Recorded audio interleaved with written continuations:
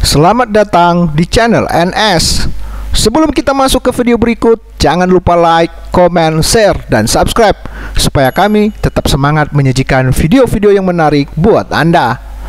Jauh di pegunungan Himalaya, India, sebuah danau terpencil terletak di lembah bersalju dipenuhi ratusan kerangka manusia.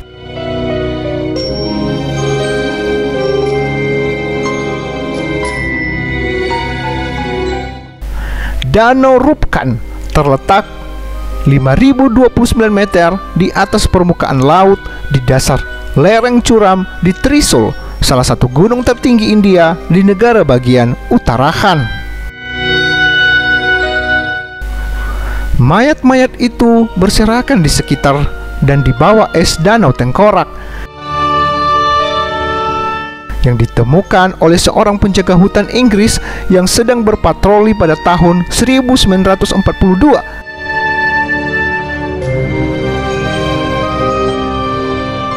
Selama lebih dari setengah abad, para antropolog dan ilmuwan telah mempelajari mayat-mayat tersebut.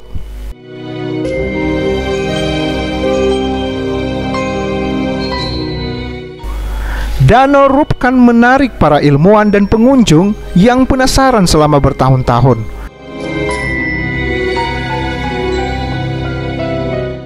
Seiring musim dan cuaca berganti, danau itu yang membeku hampir sepanjang tahun mengembang dan menyusut.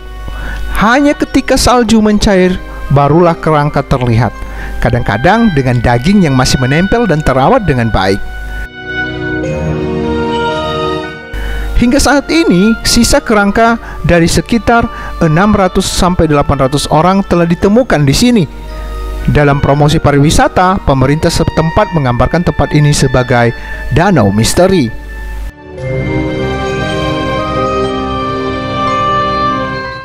Selama lebih dari setengah abad, para antropolog dan ilmuwan telah mempelajari mayat-mayat itu dan dibuat bingung dengan sejumlah pertanyaan.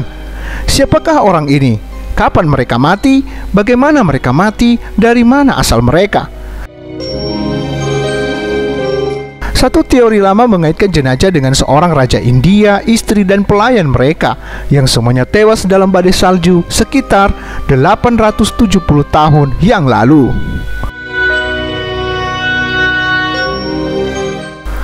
Teori lain menyebutkan bahwa beberapa mayat itu adalah tentara India yang mencoba menginvasi Tibet pada tahun 1841 dan dipukul mundur.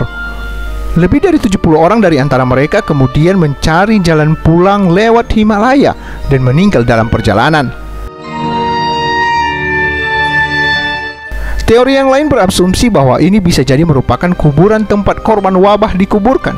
Di desa-desa daerah tersebut ada lagu rakyat populer yang bercerita tentang bagaimana Dewi Nanda Devi menciptakan badai hujan es sekeras besi yang menewaskan orang-orang yang sedang mengitari danau. Gunung tertinggi kedua di India, Nanda Devi dipuja sebagai Dewi.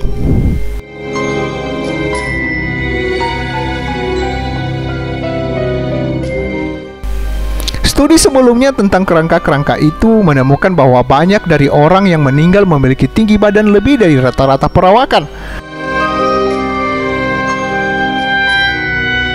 Sebagian besar dari mereka adalah dewasa parubaya, berusia antara 35 dan 40 tahun. Tidak ada bayi atau anak-anak.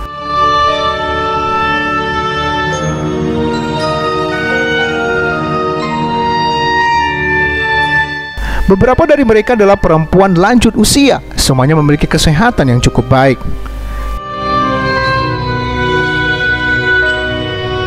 Juga secara umum diasumsikan bahwa kerangka-kerangka tersebut adalah kelompok orang yang meninggal sekaligus dalam satu insiden bencana pada abad ke-9. Studi terbaru yang berlangsung selama 5 tahun dan melibatkan 28 rekan peneliti dari 16 institusi yang berbasis di India, Amerika Serikat, dan Jerman menemukan bahwa semua asumsi ini mungkin tidak benar. Para ilmuwan melakukan analisis genetik dan penanggalan pada 38 mayat, termasuk 15 perempuan yang ditemukan di danau. Beberapa di antaranya berasal dari suatu waktu sekitar 1200 tahun yang lalu.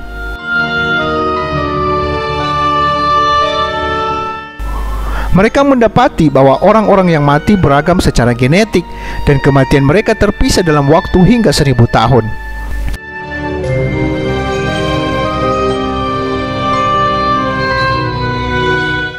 Namun yang lebih menarik, studi genetika menemukan bahwa orang-orang yang mati di danau itu beragam.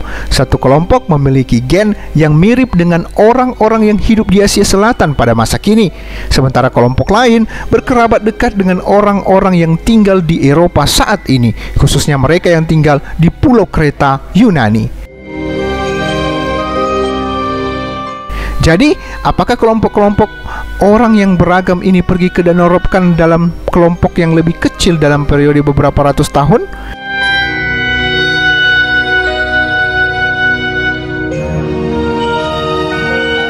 Apakah beberapa dari mereka meninggal dalam satu peristiwa? Tidak ada senjata atau barang perdagangan yang ditemukan di lokasi. Danau Robkan tidak terletak di jalur perdagangan.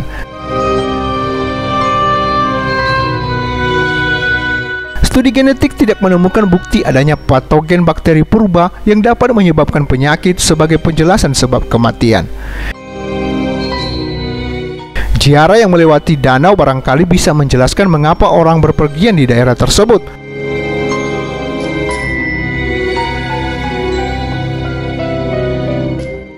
Studi mengungkapkan bahwa catatan tentang ziarah di daerah tersebut tidak muncul sampai akhir abad ke-19.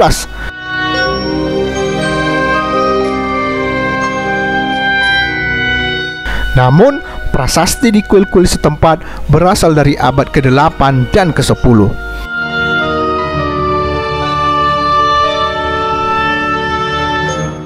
Jadi, para ilmuwan percaya bahwa beberapa mayat yang ditemukan di situs itu ada karena kematian massal saat ziarah.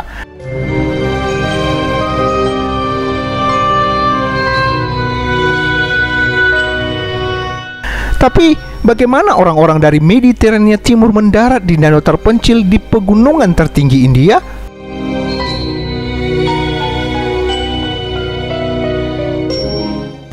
Tampaknya tidak mungkin orang-orang dari Eropa melakukan perjalanan jauh-jauh dari Robkan untuk ikut serta dalam ziarah Hindu.